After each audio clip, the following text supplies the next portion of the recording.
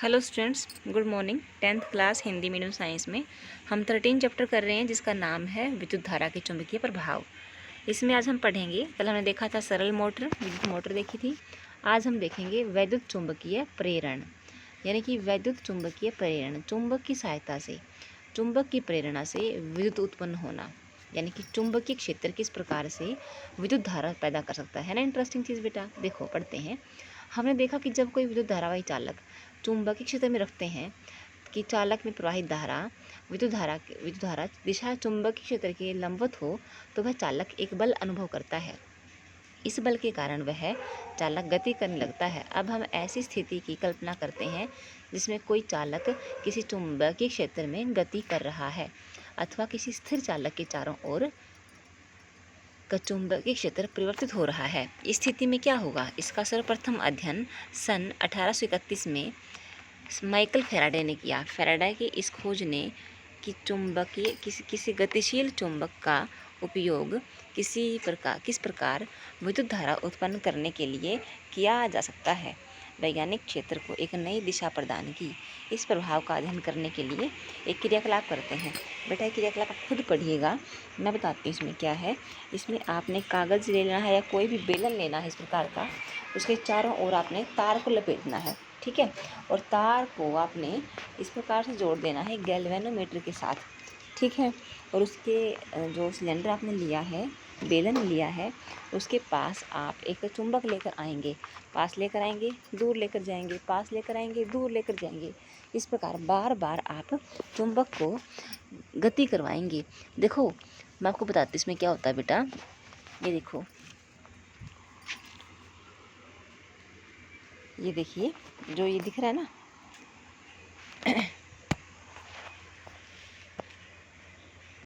देखिए बेटा, ये जो आपको दिख रहा है ये है चुंबक, ठीक है। ये चुंबक जो है इसके पास आएगा, इससे दूर जाएगा, पास आएगा, दूर जाएगा। हमने चुंबक को गति करानी है।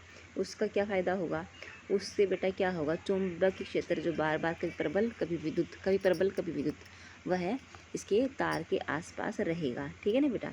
ये जो गैल्वेनोमीटर होता है बेटा, ये विद्युत धारा की उपस्थिति को मापता है कि इसके आसपास धारा है या नहीं है।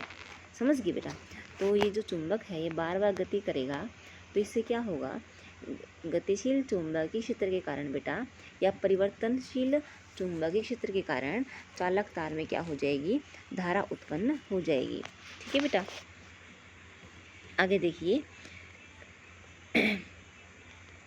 चुंबक देखिए क्या लिखा है इसके नीचे, चुंबक को कुंडली की ओर ले जाने पर कुंडली के परिपथ में विद्युत धारा उत्पन्न होती है, जिससे गैल्वेनोमीटर की सुई के विक्षेप द्वारा इंगित किया जाता है। ये जो गैल्वेनोमीटर है ना बेटा, इसकी सुई जो दिख रही है, ये देखो गैल्वेनोमीटर की सुई है ना बेटा, यहाँ से वहाँ, वहाँ से यहाँ, देखो यहाँ थी पहले, फिर यहाँ पर आ गई, ठीक है ना बेटा। ये यहाँ पर हो सकता है, यहाँ पर भी आ जाए जब धारा दिशा बदलेगी तो, ठीक है बेटा। तो इस प्रकार से क्या है, अगर गैल्वेनोमीटर की सुई विक्षेप दिखाती है तो इसका मतलब क्या है, उस तार में करंट है। अब देखिए बेटा, आप यह जांच कर सकते हैं कि यदि आप चुंबक के दक्षिण ध्रुव को कुंडली के बीच सिरे की ओर लाते हैं तो गैल्वेनोमीटर की विक्षेपण स्थिति जो है बेटा वो बदल जाएगी, ठीक है बेटा। यानी कि देखिए, यदि आप ये जो एस है ना, ये एस सिरा है, देखो ये एस सिरा है ना चुंबक क्षेत्र का, इसको आप इस तरफ ले आओगे, बी भाग की तरफ ले आओगे, तो क्या हो जाएगा, करंट की जो दिशा है, करंट की जो दिशा है बेटा वो बदल जाएगी। वो दिशा जो है ना, अब गैल्वेनोमीटर की जो सुई है बेटा वो लेफ्ट साइड में विक्षेप दर्शाएगी, ठीक है। आगे देखिए, गैल्वेनोमीटर क्या है, एक ऐसा उपकरण है जो किसी परिपथ में विद्युत धारा की उपस्थिति संसूचित करता है या नहीं है। यदि इसे प्रवाहित विद्युत धारा शून्य है तो इसका संकेतक शून्य पर रहता है। यह अपने शून्य चिन्ह के या तो दाईं ओर या बाईं ओर विक्षेपित होता है। यह विक्षेप विद्युत धारा की दिशा पर निर्भर करता है, ठीक है बेटा। माइकल फैराडे के बारे में देखा यहाँ पर। माइकल फैराडे एक शास्त्री थे, प्रायोगिक एक्सपेरिमेंट करते थे। उन्होंने कोई औपचारिक शिक्षा प्राप्त नहीं की। अपने जीवन के आरंभिक काल में उन्होंने जिल्दसाजी की दुकान पर काम किया। फैराडे जल्दसाजी के लिए दुकान पर आने वाली पुस्तकों का अध्ययन करते थे। इसमें उन्हें विज्ञान में रुचि उत्पन्न हुई। उन्हें रॉयल इंस्टीट्यूट के वैज्ञानिक सर हम्फ्रे डेवी के सार्वजनिक व्याख्यान सुनने का अवसर प्राप्त हुआ। उन्होंने सावधानीपूर्वक डेवी के व्याख्यानों के नोट तैयार किए और उन्हें सर डेवी के पास भेज दिया। शीघ्र ही उन्हें रॉयल इंस्टीट्यूट में डेवी की प्रयोगशाला में असिस्टेंट बना दिया गया।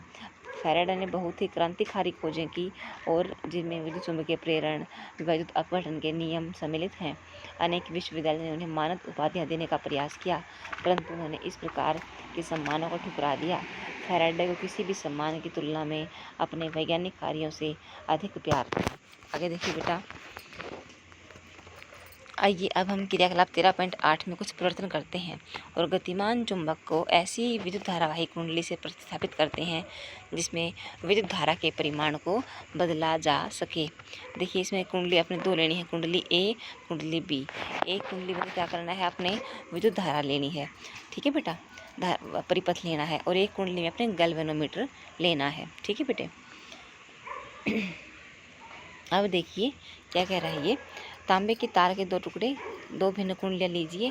फेरों की संख्या काफ़ी अधिक होनी चाहिए, 50 से 100 घेरे होने चाहिए, कम से कम फेरे होने चाहिए।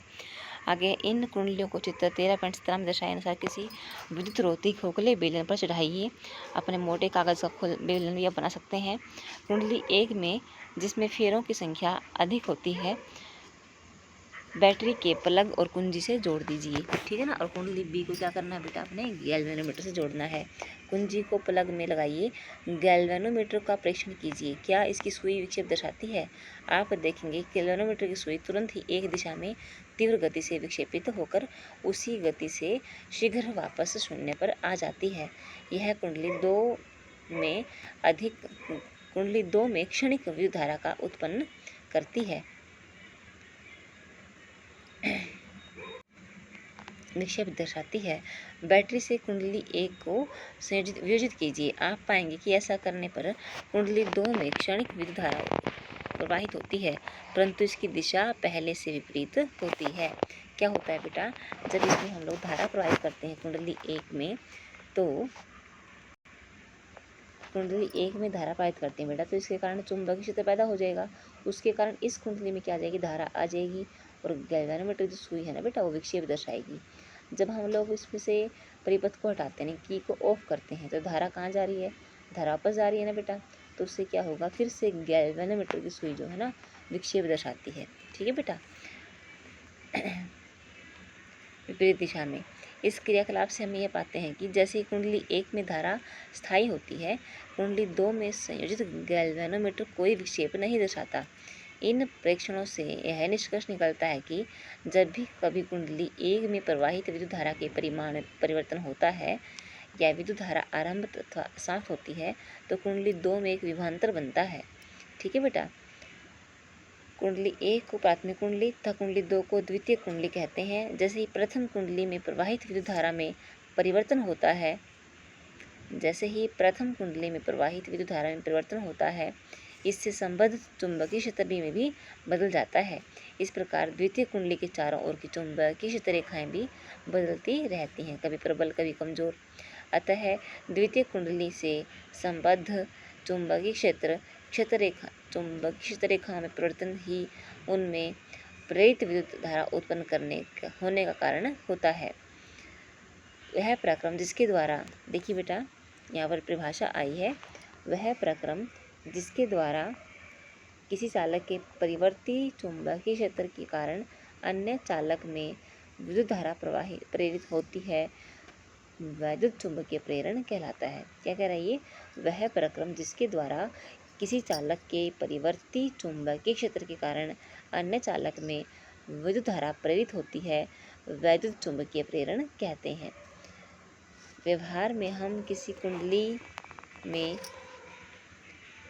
प्रेरित विद्युत धारा को या तो उसे किसी चुंबकीय क्षेत्र में गति कराकर अथवा उसके चारों ओर के चुंबकीय क्षेत्र को परिवर्तित करके, कम ज़्यादा करके उत्पन्न कर सकते हैं।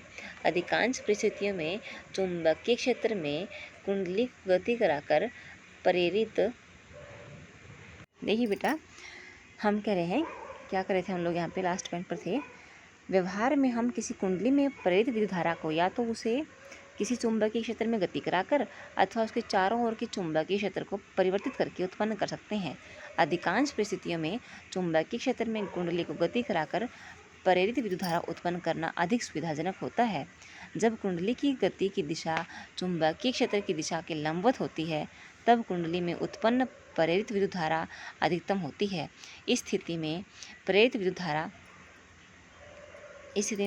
धारा की दिशा ज्ञात करने के लिए हम एक सरल नियम का उपयोग करते हैं। इस नियम के अनुसार अपने दाएं हाथ की तर्जनी, मध्यमा तथा अंगूठे को इस प्रकार फैलाइए कि ये तीनों एक दूसरे के परस्पर लंबवत हों।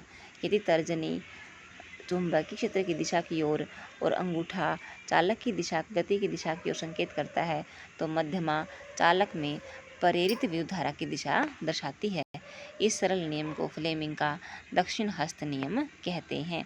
तो फ्लेमिंग का दक्षिण हस्त नियम क्या होता है बेटा, जिसमें दाएं हाथ की पहली 3 फिंगर आपने फैलानी है। जो अंगूठा है वह है दाहिने तर्जनी अंगूठा, यदि तर्जनी है वह चुंबकीय क्षेत्र है, अंगूठा चालक की गति की दिशा दर्शाता है, तो जो मध्यमा है वो क्या करेगी बेटा, प्रेरित धारा की दिशा को प्रदर्शित करती है। तो अगला बेटा जो क्वेश्चन है क्या है, किसी कुंडली में धारा प्रवाहित करने के विभिन्न ढंग स्पष्ट कीजिए। ये क्वेश्चन आपके पास भेज दूँगी बेटा PDF के रूप में, आपने यहाँ तक पढ़ना है और या तो अपनी बुक में ये दक्षिण हस्तांगुष्ठ नियम को याद करना है क्या होता है। कल हम जनरेटर पढ़ेंगे। आज के लेक्चर में इतना ही। Thank you and all the best.